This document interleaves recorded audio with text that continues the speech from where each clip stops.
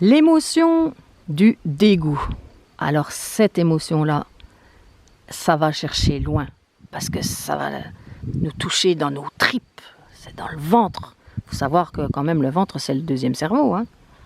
Donc le dégoût est l'émotion viscérale en relation avec une atteinte, une pénétration de territoire. C'est écœurant. Le dégoût, en fait, il peut faire suite à une violation de territoire, à un viol de tout ordre, hein. Décalage de valeurs, des injustices, des trahisons terribles.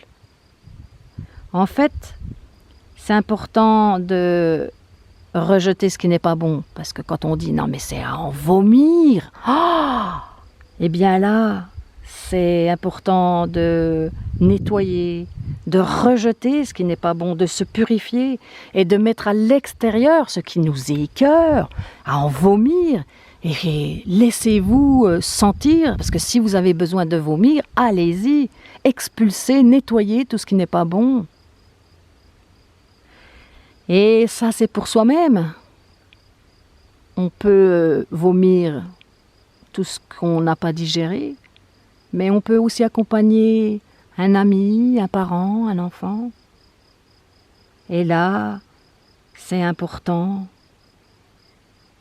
parce que en l'aidant à sortir son écœurement, en mettant des mots sur l'émotion, eh bien on la partage. Elle ne reste pas engrammée, elle sort. Parce que l'objectif de toute émotion, c'est l'émotion, c'est donc le mouvement de sortir vers l'extérieur, c'est passer de l'intérieur à l'extérieur. Ce qui se passe dans notre corps, dans notre tête, dans notre âme, c'est le sortir pour le partager, pour rester en lien avec l'autre. C'est le but de rejeter, de purifier et surtout de se montrer juste. Parce que sinon, c'est engrammé. Puis alors là, les intestins, je vous dis pas, hein, là, ça travaille. Hein. C'est là, l'émotion du dégoût, elle va chercher loin, très loin dans son enfance aussi.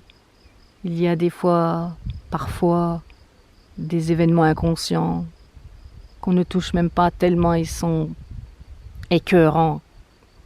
Mais quand ils remontent à la surface, il est important de les accepter, juste les regarder, les laisser passer, sans porter de jugement, sans se flageller. L'émotion du dégoût, elle donne vraiment une sacrée direction, une sacrée indication.